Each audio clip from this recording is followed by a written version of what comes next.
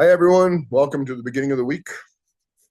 I'm here with my coffee and saying hello. My head cold is better. Feel like I can breathe better. Anyway, what's going on? I did start painting in my house. That was very exciting. I haven't I haven't done that in about 20 years. Felt good, actually. So that's happening. Started up the new classes. That's great. Um, the abstraction as discovery. That's fun. That's good. And oh, some folks have been interested in possibly, because I bring a lot of readings, right, in this dispatch. Some folks have asked if I was thinking at all about a reading group. So that's a reading group is something I've done in the past. It's always been a pleasure and happy to do that again if we get a group together. If you think you might be interested in, it would be like every other week. Let me know. Topics can vary. Maybe some of the things that I brought here, we just began a little bit. Maybe people want to delve in more deeply. Whatever, something relevant to, relating to painting or art, culture, where we are, la la la. Anyway, let me know if that's something that you might be interested in. And what else? I don't know. Here we are. Okay. So I'm gonna carry on for a couple of pages. One, two, 2.5, about 2.5 pages. So we got to the bottom of page 19. Growth signals a healthy organism. We are not just alive, but well. You can follow along on your PDF. We grow through learning. This is right. This is the Dewey for Artists, Mary Jane Jacob. Again, it's probably be the last week. And then next week, I've got some other ideas. Stay tuned. Okay. We grow through learning. And making feeds the learning process. J. Morgan Pruitt is an artist who lives and learns through her art. When artists like her say they are living their work, it is not merely an expression of working overtime. It is keeping the making present in all we do, even the ostensibly mundane. Then we feel ourselves living life, growing and changing. All art is autobiographical, says Pruitt, a Georgia native whose father practiced the art of breeding queen bees. It's all about your experience and then trying to figure out what happened. Not just being in touch with your feelings and gather more experiences, but being driven by and producing from them. She continues. My father said, as long as you're green, you grow.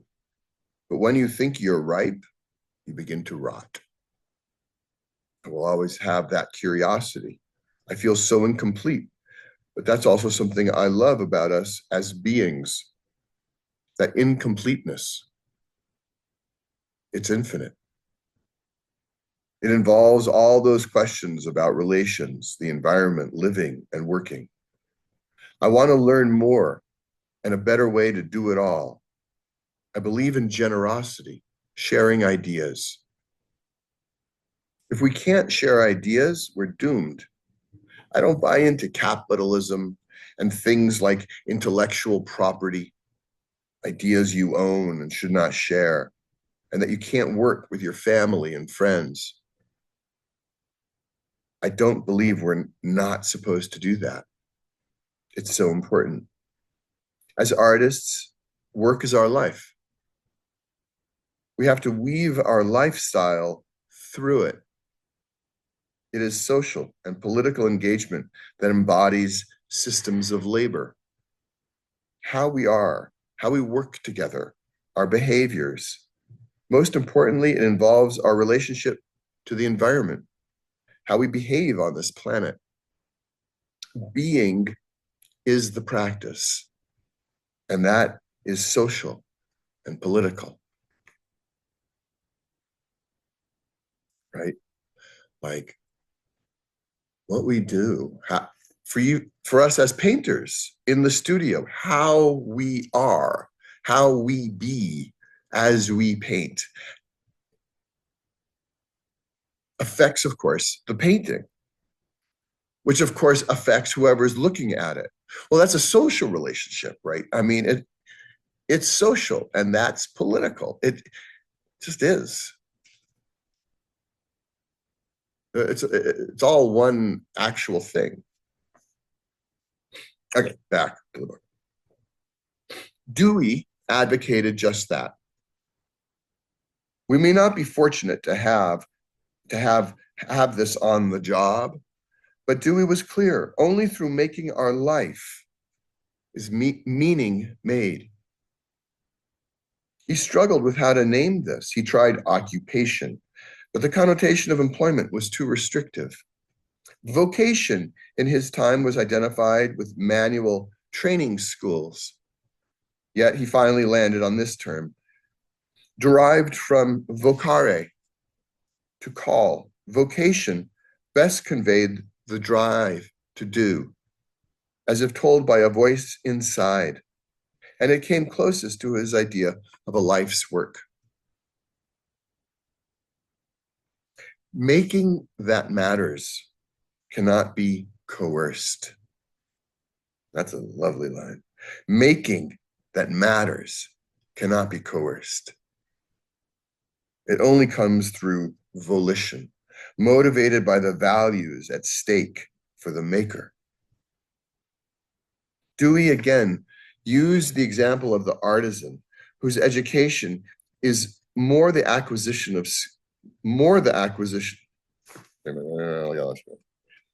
Dewey again used the example of the artisan whose education is more the acquisition of skills, but demands observation, imagination, judgment, and even his emotions, writing. We should also have to say that the urge or need of an individual to join in an undertaking is a necessary prerequisite of the traditions being a factor in his personal growth in power and freedom. And also that he has to see on his own behalf and in his own way the relations between means and methods employed and results achieved. Nobody else can see for him, and he can't see just by being told. Through the right kind of, though the right kind of telling may guide his seeing and help him see what he needs to see. And if he has no impelling desire of his own to become a carpenter, if his interest in being one is perfunctory, if it is not an interest in being a carpenter at all, but only in getting a pecuniary reward by doing jobs, the tradition will never, of course, really enter into and integrate with his own powers. It will remain then a mere set of mechanical and more or less meaningless rules that he is obliged to follow if he is to hold his job and draw his pay.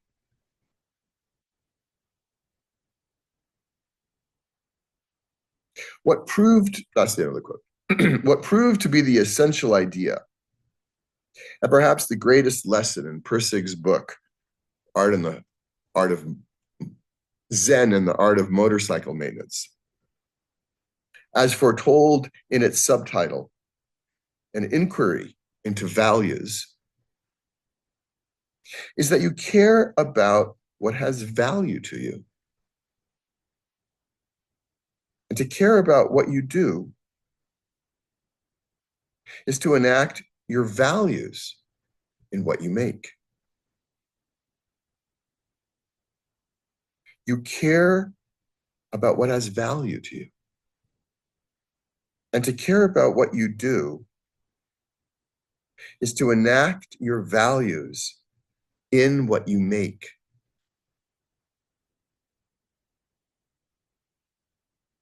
Others often don't see why you make such an effort. So belief in the process requires conviction, as Patterson tells. Along the way, artists invest all manner of resources,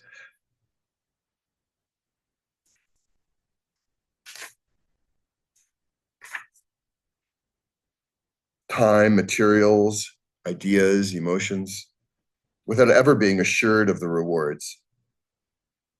Rather, driven by whatever is their artistic inquiry at a given time, artists place great value on the search and are compelled to press forward to get to a new place that will also open up more paths in the future and over a lifetime. The artist may be seen as an exception in this regard, someone whose output is unique in terms of the care that goes into the making. But to Dewey, this distinction only serves to separate the artist from other invested makers, and moreover to separate art from the mainstream of life, setting it apart as exclusive and precious, a thing to be valued as an end in itself. Time is not money.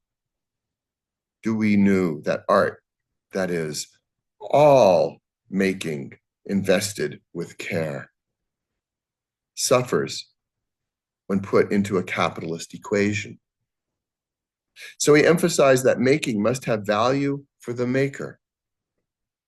He subscribed to a different equation. In expending energy, you gain energy. His model, moreover, was a perpetual cycle of inexhaustible energy by which makers generate energy for themselves, personal life energy, in the process of making. His model, moreover, was a perpetual cycle of inexhaustible energy by which makers generate energy for themselves, personal life energy, in the process of making. All the more amazing is that Dewey saw that when works are made in this way, they generate energy for others. We feel this when in the presence of an object that has the quality of art, be it a work of fine art or not. We feel its presence, sensing the life investment of a maker who cared and was consciously present in the making. We share in the vitality of the work. While the values at stake for the maker may remain a mystery, we find value for ourselves. In this, there is a sense of satisfaction, an affirmation of our own being, a realization of what we care about and value. We are participants.